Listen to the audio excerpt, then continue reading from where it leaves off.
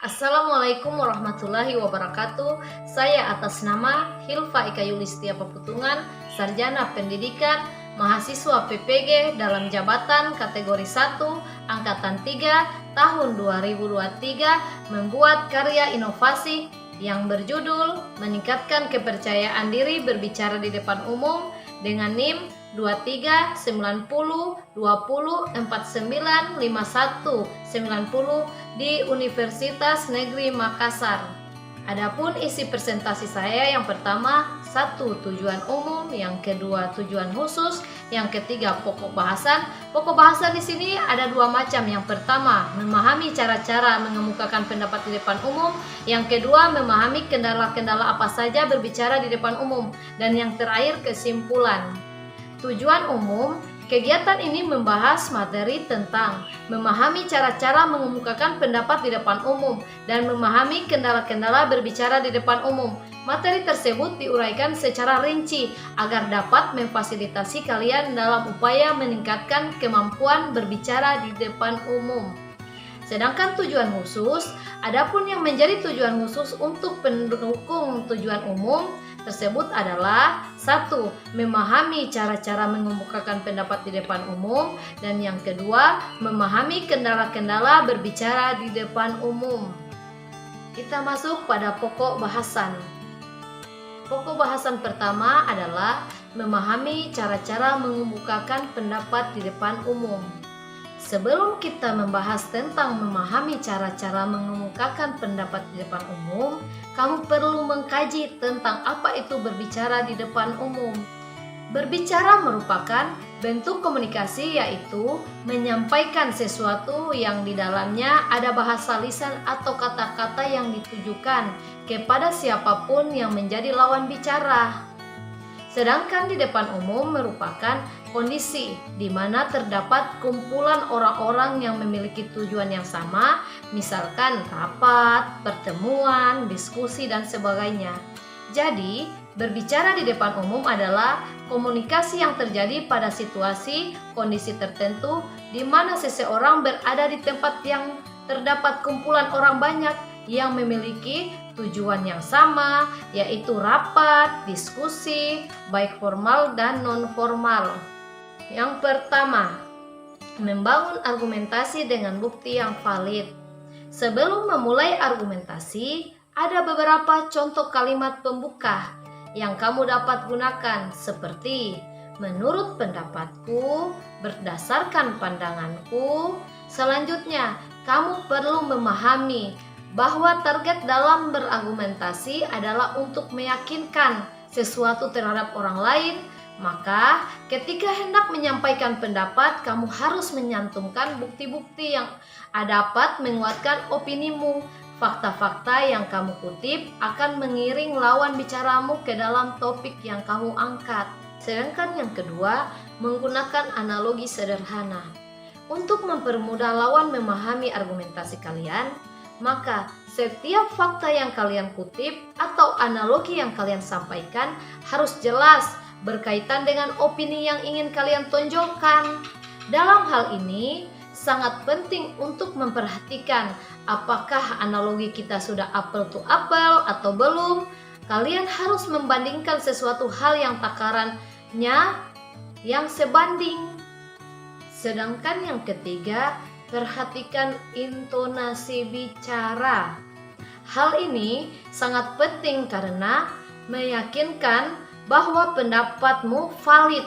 Jangan terburu-buru, atur sesuai ritme yang sesuai dengan diri kamu. Jangan juga terbata-bata, apalagi nada tinggi. Ingat, emosi saat menyampaikan pendapat akan memberikan efek negatif.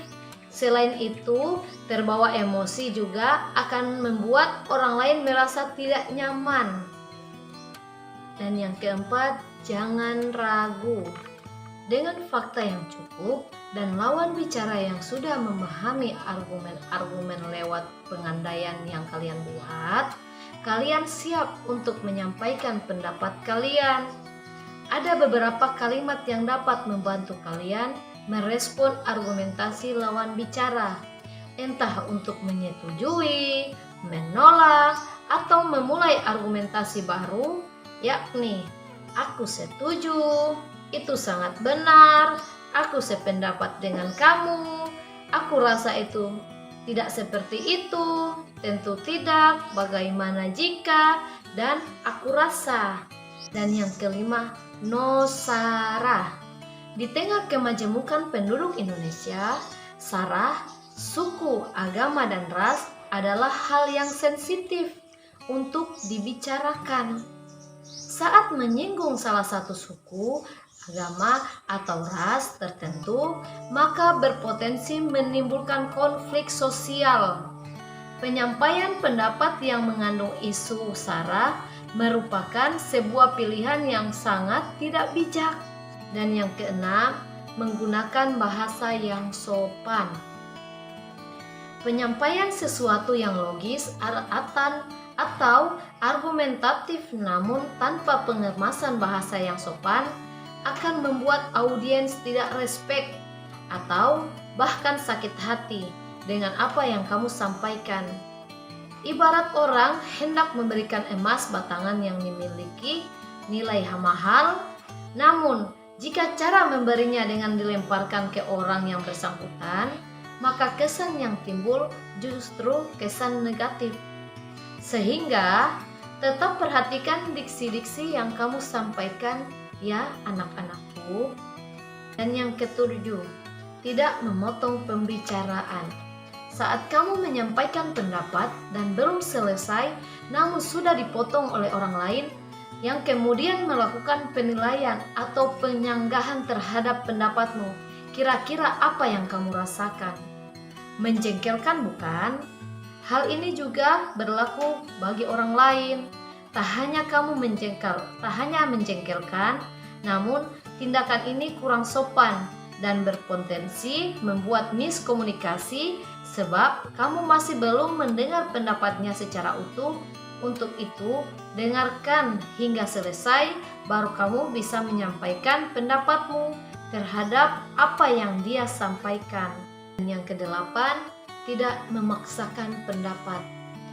Tidak semua orang bisa setuju atau atas pendapat yang kamu katakan, sebab setiap orang memiliki pertimbangan masing-masing dan menyampaikan pendapat.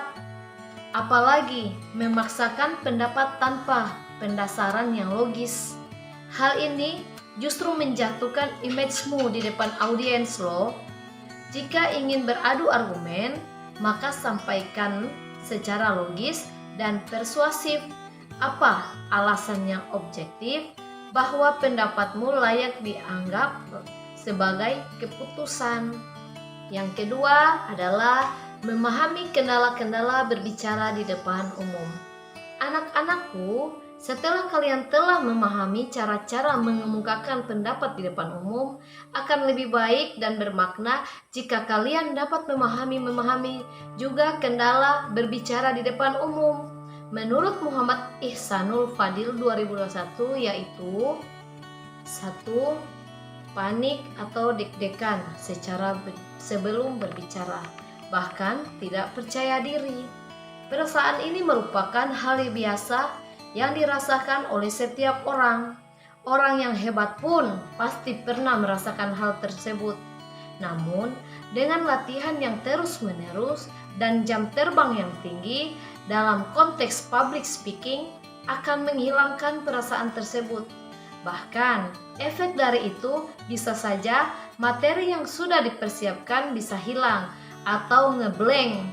Tentunya ini akan berdampak kepada proses penyampaian pesan di depan audiens. Dan yang kedua, persiapan yang tidak optimal. Ya, ini menjadi masalah atau hambatan ketika kita ingin menyampaikan suatu materi atau presentasi di depan umum.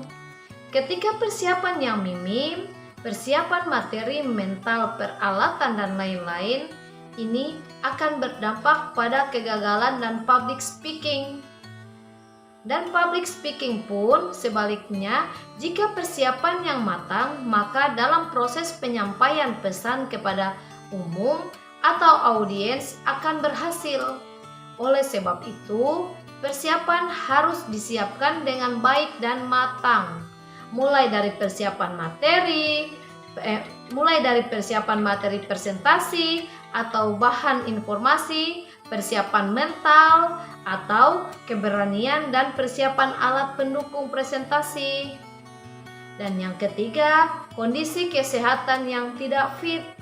Pastikan kondisi kesehatan kita sebelum menyampaikan pesan dan atau informasi di depan umum harus sehat bugar.